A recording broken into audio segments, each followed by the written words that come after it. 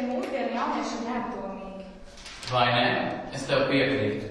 Tie jaunieši mūsdienās vispār nedomā par savām finansēm. Mums tas obligāti ir jālabo. Aiziet, dodamies misijā. Es izdevušēju.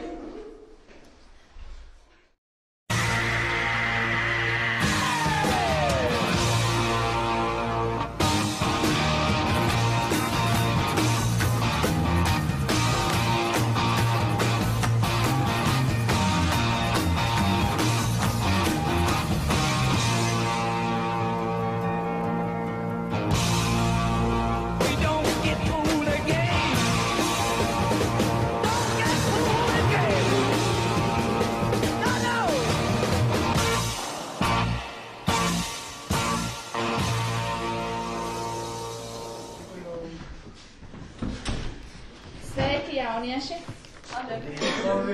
Mēs esam atnākuši no jauno finanšu ekspertiem. Mēs esam šeit ieradušies, lai diskutētu par uzkrājumiem jauniešu vidū. Vai tu zini, kas ir uzkrājumi? Krāj naudu kaut kam īpašam. Tieši tā. Formulējot tavu sakāmo, es varu teikt, ka uzkrājumi un ieguldījumi ir apdomīga un tālredzīga rīcība ar naudu. Vai jūs paši uzkrājat? Jā. Kur un kam jūs krājat? Un kur jūs krājat? Vistipiskāk, vai jums nav nevienam savs bankas konts? Ir? Ļoti labi. Neatkarīgi no tā, vai jums, kā jūs attiecaties pret naudu, jums ar to tāpat ir kaut kas jādara. Un vienkāršāk ir to iztērēt, bet ir arī citas iespējas. Viena no tām ir to atlikt un tērēt vēlāk, bet otra ir mēģināt vairot kapitālu un līdz ar to arī savu labklājību. Tātad, kā jūs, prāt, var uzkrāt, ja ienākumi ir nelieli? Tieši tā. Jā, un tātad arī uzkrāt, vai ja ienākumi nelieli, galvenais ir attiecīgi rīkoties ar naudu un plānot savas finanses. Un vai visi cilvēki, kam ir lieli ienākumi, uzkrāja? Jā. Un ne visi, jo viņiem ir daudz naudu, viņi tā kā neapzinās to, cik viņiem tā nauda ir. Nespēj to novērtēt arī. Jā, ir jārīkojas ļoti atbildīgi ar savu naudu, jo tas, kā tu rīkojies, tev pēc tam atmaksāsies nākotnē. Tātad, ja jūs esat uzkrājuši naudu, jūs noteikti to vēlaties iztērēt. Kam jūs visbiežāk tērējat naudu?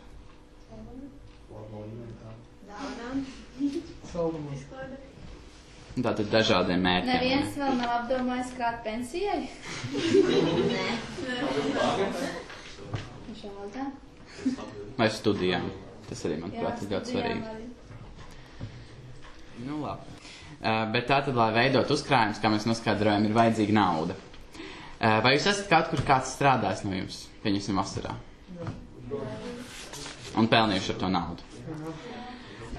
Taču tas ir, protams, ļoti labi, bet uzkrāt ir tikai viens no variantiem, kā jūs varat iegūt naudu. Naudu var arī ieguldīt. Ieguldīšana uzņēmuma akcijās ir kļuvusi ļoti populāra mūsdienās. Bet tā kā neviens vēl no jums nav sasniedzis 18 gadu vecumu, jūs to pašlaik vēl nevarat darīt. Bet tā, kad jūs to sasniegsiet 18 gadu vecumu, jūs varēsiet doties uz biržu, nopirkt, pieņemsim, 10 uzņēmumu akcijas, un pēc gadiem 3, 5 pārdot tās par lielāku naudu. Ja uzņēmumam ir klājies labi, bet ir jābūt uzmanīgiem. Ja uzņēmumam ir klājies slikti, jūs tās akcijas varat pārdot par daudz mazāku naudu, un tādā veidā jūs zaudēsiet. Cerams, ka jūs no šīs diskusijas esat daudz ko ieguvuši un uzzinājuši. Ko jūs šodien jaunu uzzinājāt? Tas ir uzkrāšana. Un kas ir uzkrāšana? Pataupīt naudu kaut kam svarīgākam, vai arī, vēlākam laikam, lai tas, vēlāk noderētu. Jā, ko jūs vēl uzzinājāt? Ko, piemēram, tu uzzināji? Par ieguldīšanu, kad var uz 18 var nopirkt vairs akcijas. Tieši tā. Tad mūsu mērķis bija, lai jūs kaut nedaudz saprotat, cik svarīgi ir domāt, ko darīt ar savu naudu.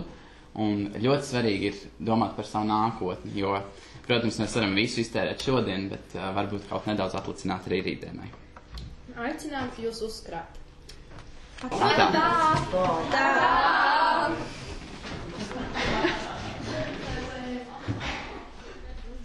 Mums tas izdevās. Cerams, ka jaunieši nebūs kļuvuši apdomīgāki.